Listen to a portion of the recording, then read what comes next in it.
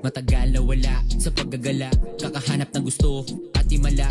Ilang beses kong ginuwit sa aking palat pagsusulit, kaso bagsak pa din sa mga mata. Alam ba nila na grabe pagkalunod ko bago maisulat mga titik ko? Sinisisid ng malalim bago sa papel masalin para parinig yung himig ko. Layo ng binyahe, sariling pamasahe, nagbabaka sakali sa kanila mapasali. Kundi man to pala rin, sapat na maisalin sa iba, mga natutunan ko sa biyahe. Akala ng iba nasiraan na ako, laging bumubulong mag-isa sa aking kwarto. Di nila alam pa usap ko ang musika, kabuluhan sinasabi bawat timig niya. Sinasabi di ko maabot,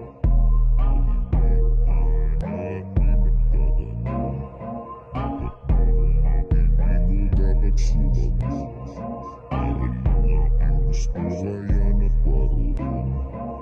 Madilim na bahagi aking tinunton, di kabisa ang dinaanan pero tinalunton. Bandang kalangitan merong sumilip sa akin, siya ba yung guro na gusto kong kausapin? Teka, aking susubukan kung kaya pang habulin na ang matanong ko siya, nasaan na yung para sa akin? Teka, di naabutan, biglang nawala, panaginip lang pala, dumilat na yung mata.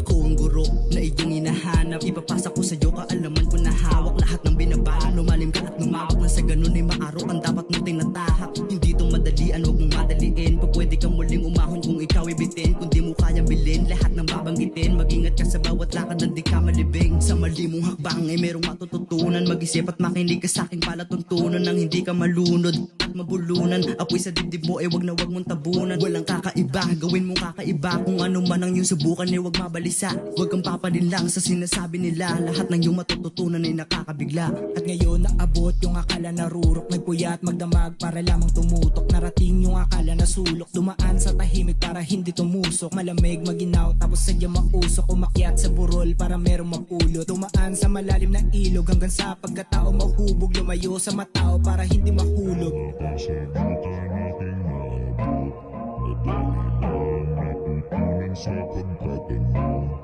Mas piniling makinig kaysa sumagot. Samahan mo lang na ang puso, huwag kang magdabog. Teka, sandali, di ko pa din maabot ang tumbok na tinutukoy mo sa kada sagot. Sarado ko na pag-iisip, ano ba ang gamot? Lagi naman panigurado kahit nababagot.